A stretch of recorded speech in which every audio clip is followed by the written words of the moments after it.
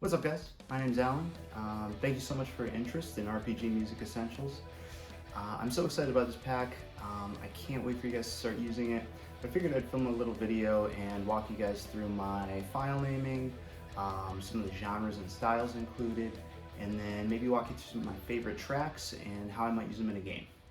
Alright guys, so when you open the pack, you're going to see a really intentional, organized file structure. I'm going to walk you through kind of what I had in mind and what each field means. So you see in the files there's a few separate fields separated by underscores. The first field is like a genre or style. Second field is the unique track name. Then there's typically the word final, and the final field is either loop or first. So we'll start at the beginning. The first field being the genre or style. So you see there's things like the adventure theme, battle themes, boss theme, emotional themes, location themes. These are typically there to give you an idea of the use case of the track. Totally up to you how you use these tracks, obviously, but this is how I feel the tracks might fit best in a game. So that second field is just a unique track title, song title, just to differentiate each track from the others. Then there's typically the word final, which you don't have to worry about at all. That's just an indication that this is the absolute final version of the audio, ready to go in CD quality, ready to be uploaded. The final field's really important, so it's either going to say loop or first. All of the tracks, all 20 tracks in RPG Music Essentials are totally loopable, so every track has a loop. Some of the tracks have an intro or something different about the first playthrough that's different from all of the other playthroughs. So I'll give you an example of what the difference between first and loop is. It's my intention that when you implement this in your game, you're going to use the first track on the first playthrough and then immediately loop the loop track. So if we go to our battle theme over here on the left, I'm going to solo this so you can hear it, but this is the first variant of the track. It sounds like this.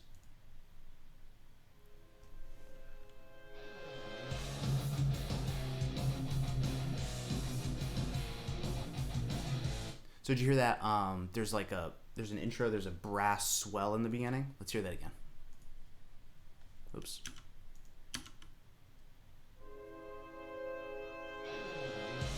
And then the track starts.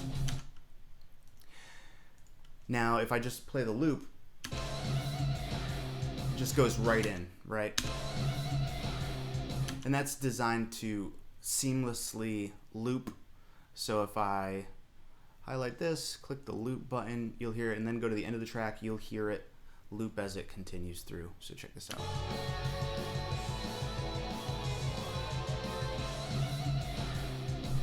There you go. So there you go. So obviously the first track had that unique intro, but you wouldn't want to hear that horn swell every time you played the loop through, so we have that separate loop track. Hope that makes sense. Cool. So now that we've gone through all of the file names, I'd like to walk you through some of the documentation. So this is the user guide. This is included in the pack when you download it.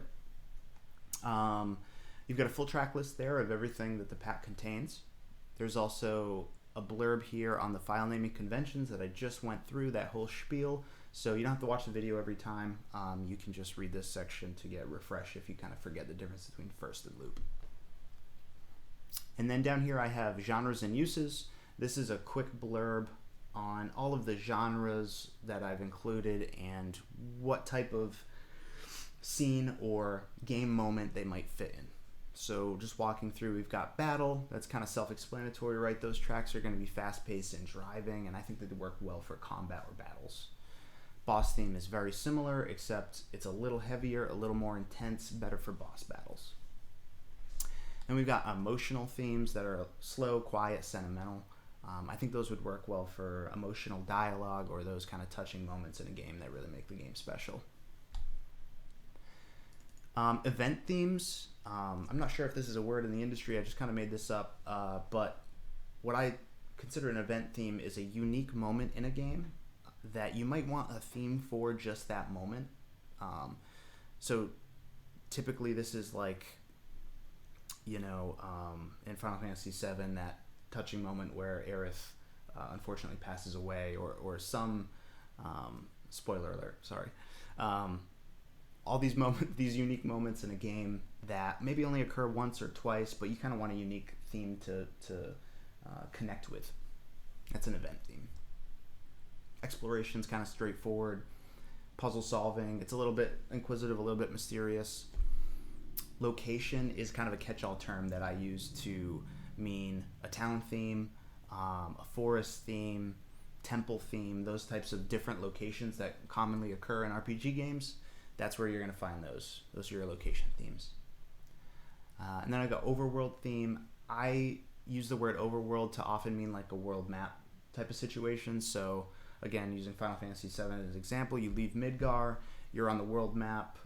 There's that unique theme that plays. I think it might even change depending on what continent you're on. But it's kind of an exciting theme. But it feels open. It feels like the world has all these possibilities. Tension theme. Tension theme is like it's similar to an event theme, except it's especially for really tense moments in the game, maybe like climactic story moments. So it's kind of scary. It's a little bit edgy and kind of foreboding. Victory themes, I think, are great for when you've won combat, when the combat is finished and you are victorious. It's got that triumphant feel. You're going to hear it again and again, so it's going to have a catchy, you want it to be kind of addicting, and you want to hear it again.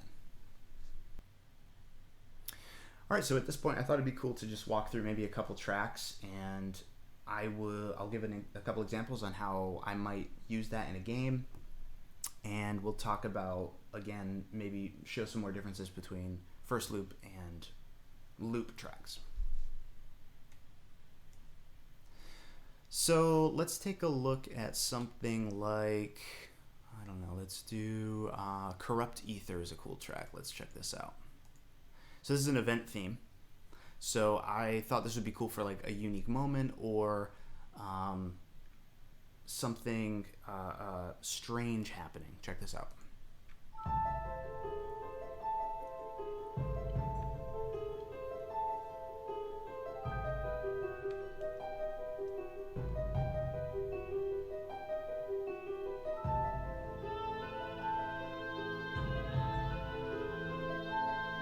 You get the idea. It's a little bit creepy, a little bit weird, right? I called it Corrupt Ether because I've been playing a lot of Xenoblade Chronicles actually, but the idea that like there's something wrong with the ether or the lifeblood of the universe, right? It just has that kind of corrupted, twisted feel, something that should be good but is slightly corrupted.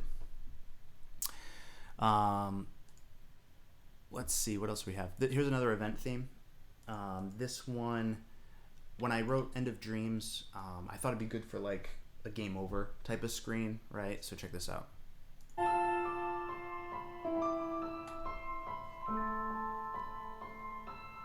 Yeah.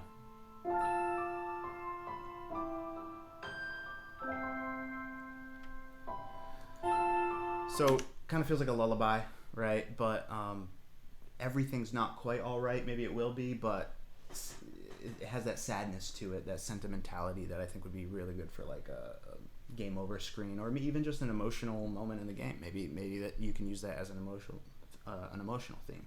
That's another. It bears repeating, but like you do not have to, and this is kind of obvious, but you don't have to use the tracks the way that I think that they make sense. You can use these tracks however you choose. Please listen through them and relabel them, rename them, reuse them however you like. But that's just to give you a little bit of guidance. That's it, guys. Thanks so much for watching the walkthrough. Thank you so much for your interest in the pack. I really hope you enjoyed it. Thanks.